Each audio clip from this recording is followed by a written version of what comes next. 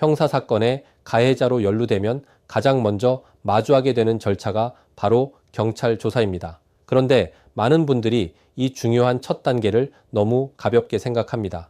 일단 가서 이야기하면 되겠지라는 마음으로 조사실에 들어갔다가 준비되지 않은 진술 때문에 오히려 불리한 상황을 만드는 경우를 실제로 많이 봅니다. 오늘은 변호사의 관점에서 경찰 조사에 앞서 반드시 알고 가야 하는 핵심 법적 지식들을 정리해 드리겠습니다. 경찰 조사를 앞두고 가장 먼저 해야 할 일은 정보 공개 청구입니다. 수사기관은 이미 고소인의 진술, 참고인 진술, CCTV 등을 확보한 상태에서 조사를 진행합니다. 그렇기 때문에 피고소인 입장에서는 고소 내용과 증거의 흐름을 정확히 파악하는 것이 필수입니다. 상대가 무엇을 문제 삼는지 알고 조사에 임하는 것만으로도 진술 방향이 크게 달라지고 불필요한 실수를 막을 수 있습니다. 경찰 조사를 받을 때 장황한 변명이나 감정적인 항변은 사건의 본질을 흐리고 불필요한 진술이 조서에 기록될 위험만 키웁니다. 질문에 필요한 만큼만 짧고 명확하게 답하는 것이 좋습니다.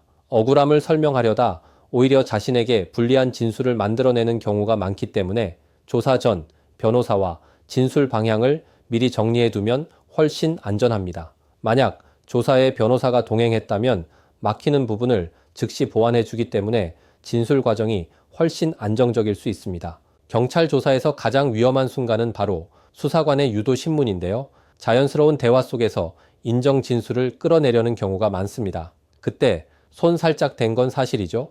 이런 질문에 무심결에 그 정도는 있었죠 라고 답하는 순간 그 진술은 그대로 조서에 기록됩니다. 이런 상황에서는 차라리 기억나지 않는다고 답하는 것이 훨씬 안전하며 만약 답하기 어려운 질문을 받는다면 이 부분은 변호사와 상의 후 말씀드리겠습니다 라고 답하면 좋습니다. 경찰 조사를 가장 이상적으로 준비하는 방법은 먼저 자신의 상황을 정리한 진술서를 작성해보고 이를 변호사와 함께 법리적으로 다듬어 보는 것입니다. 이렇게 준비해두면 진술이 일관되고 쟁점이 명확해지며 조사 중에도 흔들리지 않습니다. 사건의 경위, 사실관계, 쟁점이 모두 정리되어 있기 때문에 불송치 가능성도 훨씬 높아집니다. 조사가 끝났다면 반드시 조서를 열람하고 의미가 다르거나 잘못 적힌 부분이 있다면 정정을 요청해야 합니다. 조서 열람과 정정은 조사받은 사람의 명백한 권리입니다. 이 단계를 소홀히 하면 이후 검찰 단계로 넘어갔을 때